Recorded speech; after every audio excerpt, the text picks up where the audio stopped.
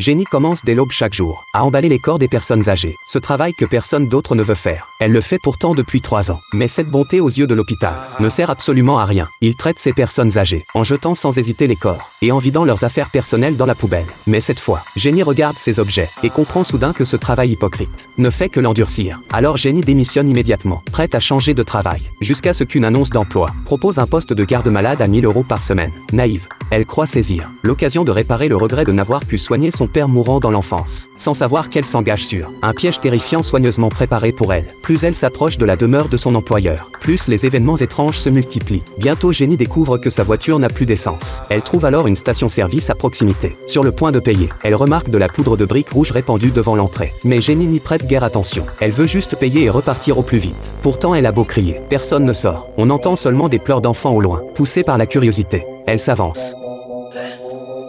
Elle paie rapidement et s'en va. La voiture emprunte vers la demeure de l'employeur, le dernier tronçon de route, à travers une dense forêt de chênes, qui semble vouloir l'engloutir d'un seul regard. Après un moment, elle arrive enfin chez l'employeur. C'est un manoir de style château, d'apparence imposante et luxueuse. Jenny appelle plusieurs fois sans réponse. Elle pousse alors l'étroite porte d'entrée. Le salon, qui devrait être lumineux, paraît particulièrement sinistre et oppressant. Traversant le couloir sombre, elle finit par voir dans le jardin arrière l'employeur et la personne âgée dont elle doit s'occuper. Au moment de les saluer, soudain quelqu'un apparaît derrière elle. L'homme qui parle s'appelle John. C'est l'avocat privé de l'employeur. Il s'occupe habituellement de gérer les biens et testaments des 2 personnes âgées et aide parfois à recruter des aides-soignantes. Après un bref échange entre les parties, la vieille dame dédaigne l'accent de Jenny et déclare que les jeunes ne supportent sûrement pas les vieilles règles du manoir. Elle semble peu disposée à l'embaucher. Jenny, déçue, se retourne et s'apprête à partir. Mais John la rattrape et la retient avec insistance. Il sait bien qu'il est difficile de trouver une aide-soignante dans cet endroit. D'ailleurs, la personne âgée ne peut vivre qu'1 mois tout au plus. Il espère sincèrement que Jenny puisse les aider. Et ses paroles réveillent justement sa culpabilité envers son père décédé. Elle accepte donc de rester. Le premier jour où elle s'installe au manoir, elle rencontre des événements effrayants et étranges. Jenny, ayant rangé ses affaires, veut aller se laver dans la salle de bain, mais découvre que le miroir du lavabo a disparu. Elle s'apprête à demander à l'employeur ce qui se passe, quand elle découvre avec stupéfaction que l'immense villa ne possède aucun miroir. Perplexe, elle entend au loin de la musique. Jenny suit le son et arrive près de la personne âgée dont elle doit s'occuper. Sur le point de bien lui remonter sa couverture, elle se fait soudain saisir le bras. La personne âgée semble avoir quelque chose à dire, mais ne peut émettre aucun son. À cet instant, l'employeur apparaît par derrière.